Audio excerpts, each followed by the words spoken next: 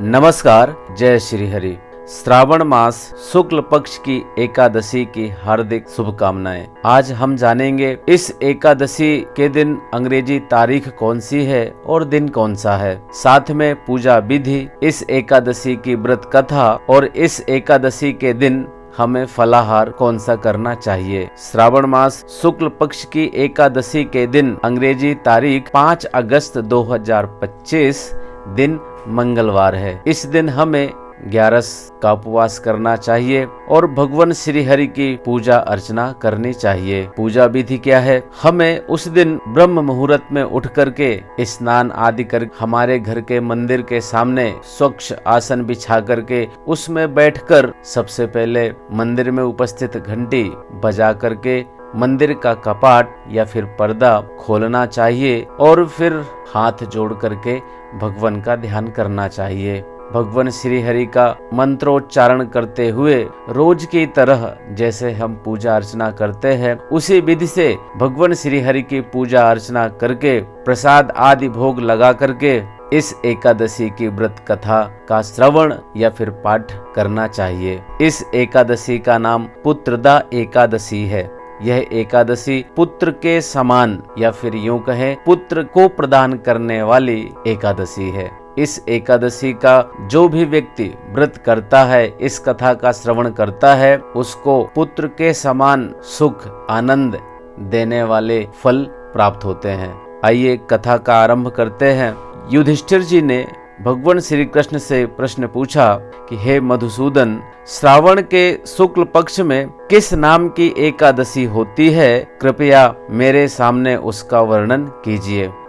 युधिष्ठिर जी के प्रश्नों को सुन करके भगवान श्री कृष्ण बोले, राजन, प्राचीन काल की बात है। द्वापर युग के प्रारंभ का समय था। माहिष्मतीपुर में राजा महीजित अपने राज्य का पालन करते थे, किंतु उनके कोई पुत्र नहीं था, इसलिए वह राज्य उन्हें सुखदायक नहीं प्रतीत होता था। अपनी अवस्था अधिक देख राजा को बड़ी चिंता हुई। राजा को लगा कि मैं धीरे धीरे वृद्ध हो रहा हूँ और मेरे कोई संतान नहीं है। इसकी चिंता उन्हें बहुत सता रही थी। उन्होंने प्रजा वर्ग में बैठकर इस प्रकार कहा, प्रजाजनों, इस जन्म में मुझसे कोई पाप नहीं हुआ। मैंने अपने खजाने में अन्याय से कमाया हुआ धन नहीं जमा किया है। ब्राह्मणों और देवताओं का धन भी मैंने कभी नहीं लिया है। प्रजा का पुत्र के समान पालन किया है। धर्म से पृथ्वी पर अधिकार जमाया तथा दुष्टों को वे बंधु और पुत्रों के समान ही क्यों ना रहे हो दंड दिया है। श्रेष्ठ पुरुषों का सदा सम्मान किया और किसी को द्वेष का पात्र नहीं समझा। फिर क्या कारण है जो मेरे घर में आज तक पुत्र उत्पन्न नहीं हुआ? आप लोग इसका विचार करें। राजा के वचन सुनकर प्रजा और पुरोहितों के साथ ब्राह्मणों ने उनके हित का विचार करके गहन वन में प्रवेश किया।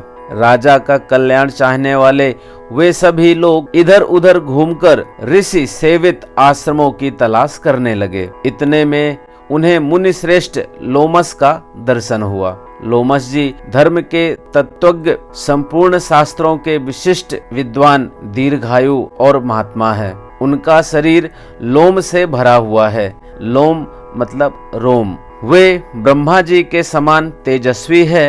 एक एक कल्प बीतने पर उनके शरीर का एक एक लोम टूटकर गिरता है। मतलब एक एक कल्प में उनके शरीर से एक एक रोम गिर जाता है, इसीलिए उनका नाम लोमस हुआ है।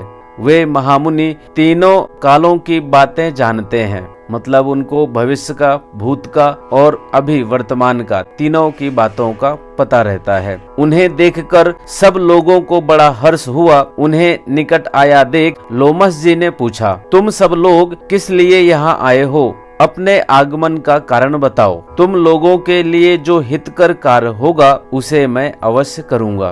प्रजाओं ने कहा, ब्राह्मण, इस समय महीजित नाम वाले जो राजा हैं उन्हें कोई पुत्र नहीं है। हम लोग उन्हीं की प्रजा हैं जिनका उन्होंने पुत्र की भांति पालन किया है। उन्हें पुत्रहीन देख उनके दुख से दुखित हो हम तपस्या करने का दृढ़ निश्चय करके यहाँ आए हैं। हे ब्राह्मण, राजा के भाग्य से इस समय हमें आपका दर्शन मिल गया है। महापुरुषों के दर्शन से ही मनुष्यों के सब कार्य सिद्ध हो जाते हैं। आप हमें उस उपाय का उपदेश कीजिए जिससे राजा को पुत्र की प्राप्ति हो। उन सभी प्रजाजनों की बात को सुनकर के महर्षि लोमस 2 घड़ी तक ध्यान मग्न हो गए। तत्पश्चात राजा के प्राचीन जन्म का वृत्तांत जानकर उन्होंने कहा। लोमस ऋषि ने ध्यान मग्न होकर के राजा महीजित के पूर्व जन्म पिछले जन्म को देखा और देख करके उन्होंने उन सभी प्रजाजनों से कहा, प्रजावृंद सुनो, राजा महीजित पूर्व जन्म में मनुष्यों को चूसने वाला धनहीन व्यापारी था। वह गांव-गांव घूमकर व्यापार किया करता था। एक दिन जेठ के शुक्ल पक्ष में 10वीं तिथि को जब दोपहर का सूर्य तप रहा था, वह गांव की सीमा में एक जलाशय पर पहुंचा। पानी से भरी हुई बावली देखकर व्यापारी ने वहां जल पीने का विचार किया। इतने ही में वहां बछड़े के साथ एक गाय माता भी आ पहुंची। वह प्यास से व्याकुल और ताप से पीड़ित थी, अतः बावली में जाकर जल पीने लगी।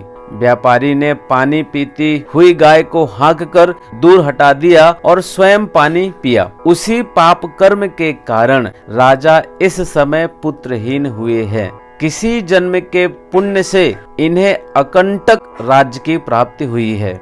ये सारी बातें लोमस जी ने राजा महीजित के पूर्व जन्म पिछले जन्म की कहानी सभी प्रजाजनों से कही।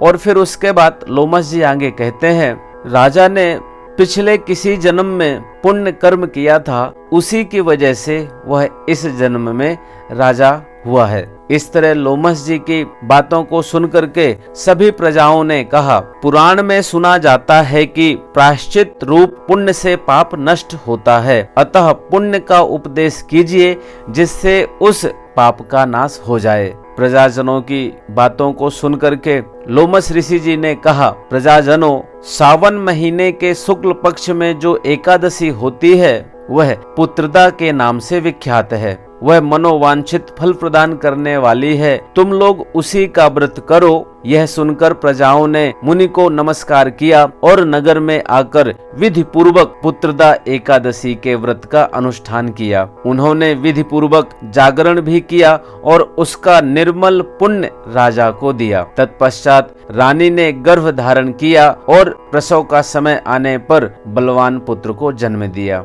इस तरह भगवान श्री कृष्ण युधिष्ठिर जी को श्रावण मास शुक्ल पक्ष की इस पुत्रदा एकादशी का महात्म्य बताया और आगे कहा कि इसका महात्म्य सुनकर मनुष्य पाप से मुक्त हो जाता है तथा इहलोक में सुख पाकर परलोक में स्वर्गीय गति को प्राप्त होता है। इस तरह से हमें भी इस दिन पुत्रदा एकादशी की व्रत कथा को सुनकर के मनोवांछित फल प्रदान करने वाली, पुत्र के समान आनंदमयी सुख प्रदान करने वाली इस एकादशी के व्रत का पालन करना चाहिए। इस तरह हमें व्रत कथा सुन करके, व्रत कथा का पाठ करके, भगवान श्री हरि की आरती करके पूजा का समापन करना चाहिए। और दिन भर हमारी जो दिनचर्या के कार्य है, यदि हम नौकरी पेशा वाले हैं तो हमें नौकरी में जाना चाहिए। यदि हम गृहस्थ में है, गृहिणी है, तो हमें गृह के कार्य उसी नियम के अनुसार जिस तरह हम रोज करते थे करना चाहिए। सत्य निष्ठा के साथ इस दिन भगवान श्री हरि को ध्यान में रखते हुए अपने जीवन को आगे चलाना चाहिए। और सायं के समय पर हमें सिंघाड़े का ही फलाहार करना चाहिए। और यदि हमारे अंदर क्षमता है तो रात्रि को जागरण करके, भजन कीर्तन करके, भगवान श्री हरि का ध्यान करके इस व्रत का संपूर्ण पालन करना चाहिए।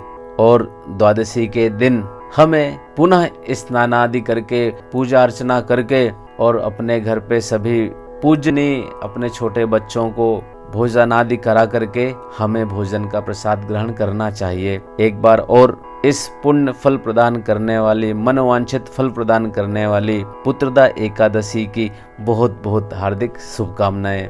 जय श्री कृष्ण।